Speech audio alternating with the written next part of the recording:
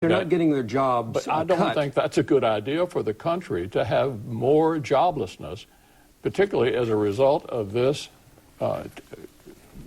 bill, which was a huge step in the wrong direction. I think it's, in fact, the worst piece of legislation that's been passed in the last half century. And it's factual and substantiated by facts that premiums are going up Absolutely. All across the country. Yeah. Premiums are going up, deductibles are going up, co-payments are going up. Just the other day, it was announced that 14,000 people were losing their policies here in Kentucky. Look, I'm sure there are some people who are getting insurance who didn't have it before. Most of the people who signed up are Medicaid, that is, Medicaid-eligible people who are signing up. But on the private insurance market, it's REMRAC, the private insurance market. Well, that's 85,000 people, though. Yeah, how many of them, though, got insurance after having policies canceled?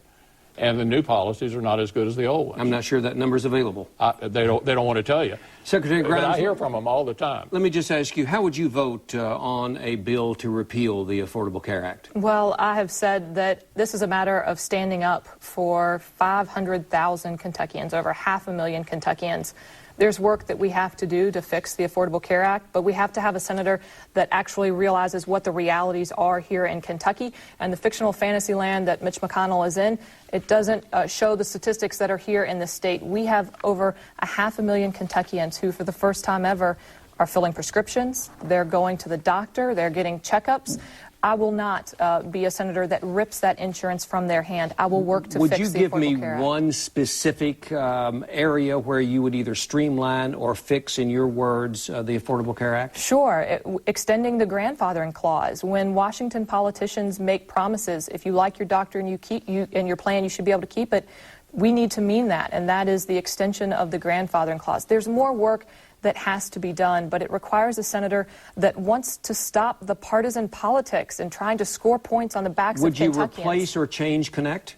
I think that Governor Beshear has demonstrated great courage, and over 500,000 Kentuckians' lives are better as a result of Governor Beshear's expansion of Medicaid and creation of our state-based exchange. There's work, yes, that we have to do, but we have to have a senator that wants to work in conjunction, especially with the state of Kentucky, to get it done. Secretary and Senator, we appreciate you being here tonight on Kentucky Tonight on KET. Let's move to a topic that came up just a minute ago that has garnered quite a bit of interest during the campaign.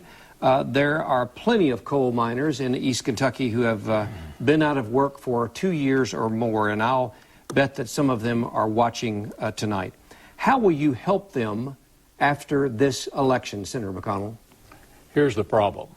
We've already discussed it at some length, but it's worth going back to because it's the biggest problem we have in the state right now.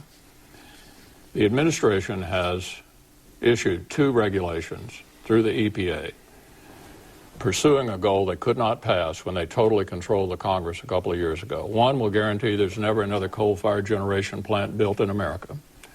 Number 2 targets existing coal plants. They are after this industry. They want to shut it down. Now, if you look at the rest of the, and we know what the mission is here, it's global carbon emissions. Global carbon emissions. No industrialized country in the world, Bill, is going to do this. Germany, for example, which used to be the greenest country in Europe, is now importing coal.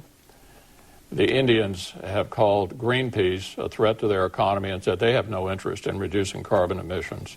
The Chinese are building coal-fired plants. The Australians just repealed their carbon tax, which is their version of what President Obama is trying to do here in the United States.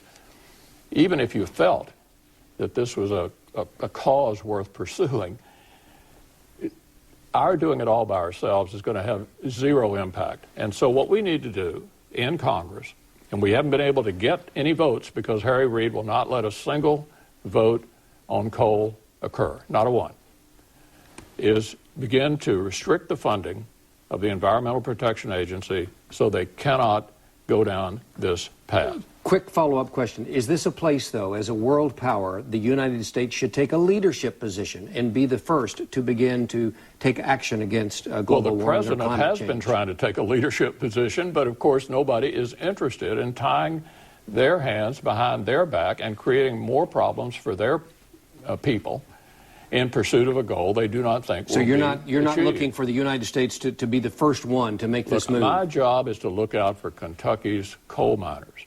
This administration has engaged in an assault on our coal industry. We've lost 7,000 jobs.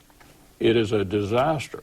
They need to be stopped. And that is one thing I guarantee you, that if the American people change the makeup of the Senate, give me a chance next year to set the agenda for the country and for Kentucky, we will at least be voting on efforts to rein in EPA. And let me say one final thing. I believe the reason Harry Reid, the fellow who said coal makes you sick, won't allow any votes on coal is he's afraid they'll actually pass.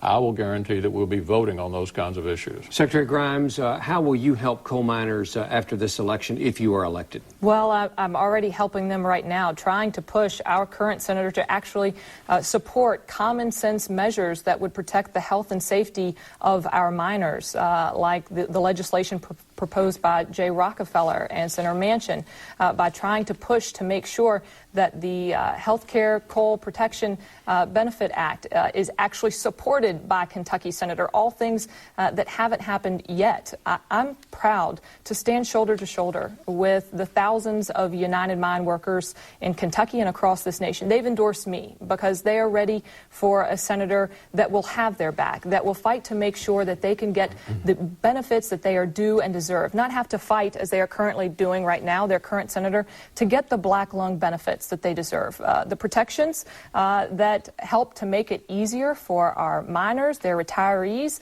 the widows in those families to actually get those benefits. Senator McConnell has told you here tonight he wants to repeal root and branch, making sure that we realize we have to rein in the EPA, but we also have to work across the aisle in a coalition effort to build, especially with other energy-producing states, the effort to make sure that Senator Reid, or whomever the majority leader is, listens to those here in Kentucky to make sure that coal has a rightful place as a prime American export. It's obvious the voice of Mitch McConnell after 30 years still isn't being heard in Washington, especially to the benefit of our coal miners. Let's try to run down some other issues very quickly. And Secretary Grimes, let me just ask you, what's your position on climate change? And do you question at all the scientific evidence and research that lends itself to the debate that's going on with climate change? Well, I don't think you have to be a scientist to recognize the realities of what are happening around us. It didn't stop Senator McConnell from having an opinion on how to move the economy forward. You didn't have to be an economist. It shouldn't stop you here. I recognize, unlike Senator McConnell, the realities of global warming. But I do believe that we have to take a balanced approach, and that is fighting to protect the good jobs we have here in the state, especially coal jobs, with the solutions that we need to make sure that we leave this world in a better place for my nieces and nephews, for the children I hope to have someday. And I think that balanced approach is looked at in fighting, for example, in clean coal technology. Under Senator McConnell's watch, Kentucky has gone without the funding that we need to make such technology affordable. We can't go any longer without a senator that doesn't have the backbone to stand up and fight for our miners and their jobs, and especially to leave this world in a better place. Do you believe clean coal technology is in fact working and is viable, and there's a demonstration of that CCS somewhere in the United States or the world, for that matter? I do believe it exists. I believe that we have to fight. Where is it in existence? You can see in West Virginia, the research and development that they're doing there is tremendous, but we have to have a senator that wants to fight for the research and funding to bring it back here to Kentucky to make it affordable. I'll be that senator, and I'm proud to have the United Mine Workers supporting me. Senator McConnell, you've answered this. You've also talked about the economy, and I think you'll grant that you're not an economist, or you've talked about the ACA and you're not a medical doctor. Do you still hold to the position that you're not a scientist? Do you believe that we should even be discussing climate change? Look, there are a bunch of scientists who feel that this is a problem and that maybe we can do something about CO2 emissions. George Will, the columnist, wrote recently that back in the 70s, a lot of scientists felt we were moving toward an ice age. So, look, I think the main thing to understand here is The job of a United States Senator from Kentucky is to fight for coal jobs in our state. And this administration has destroyed 7,000 of them. It's not surprising that Secretary Grimes would have the support of the UMWA. Their president is the AFL-CIO president. They support all Democrats. Bill, if I might, I think it's worth noting, I hate to interrupt, but under this administration, we've used this administration over and over again. Senator McConnell fails to see he has a role in all of the jobs that have been lost here in the state. They've happened on your watch, Senator. You've been there 30 years, and you don't want to take any responsibility for the loss of the jobs here in the state or the lack of the benefits that our miners and their families are having to fight for. It's wrong. Secretary Grimes, if I may, Congress didn't pass what the president's doing. We defeated it when your party controlled both the House and the Senate by large majorities. This is a Barack Obama war on the coal industry through the EPA. Congress didn't do any of this. And a failure on Senator McConnell's part to actually form the coalitions necessary to stand up for our miners. We defeated it in Congress. That's the story in complete context. You can't just read one line of a CBO report or take one line of someone's resume. You have to read it in full context. And what Senator McConnell's resume shows, the only person Washington has been working for, it's not the people here in Kentucky. It's not our miners. It's not eastern or western Kentucky that are looking to have their economies further developed. The only person Washington's been benefiting is Senator McConnell and the millionaires and billionaires that have bankrolled. You want to quickly respond to that, Senator? Quickly.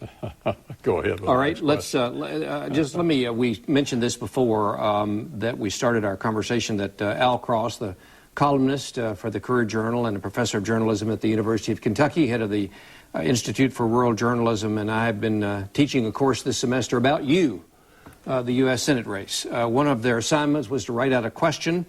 This question is from Anthony Pendleton, who's a junior from Lexington, and he wrote this question. Student loan debt recently hit a record high $1.2 trillion.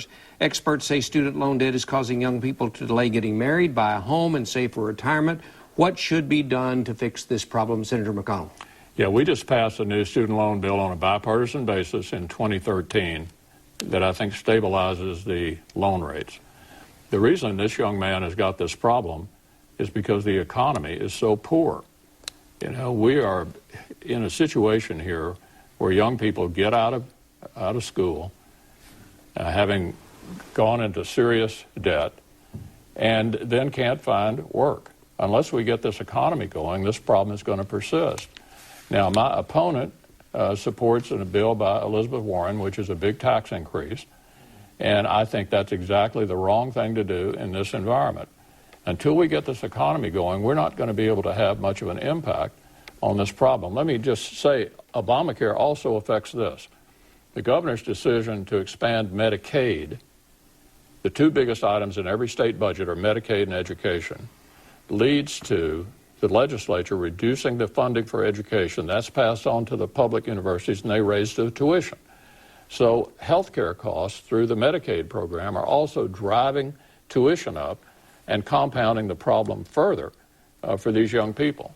All right, Secretary Grimes. Let me just say, I think this, again, shows the complete difference between Senator McConnell, a senator of the past versus a senator of the future, a senator who just gave you Washington speak versus someone who's Kentucky through and through, someone who just wants a self-promotion for his party versus someone that wants to be a senator for the people of Kentucky, especially our students. I wholeheartedly believe that the filibustering effort Senator McConnell led against the recent bill this year to actually reduce the student loan debt facing our students was wrong. We have to have a senator that realizes we have 360,000 students here in Kentucky that are being crushed by the burden of student loan debt. I sat across from a woman who made the right decision. She went to college, but she has now a student loan payment that's higher than her mortgage. She has a great paying job, but she doesn't have a senator that wants to back her. She has a senator in Mitch McConnell that has said he won't even consider allowing debate, let alone a vote,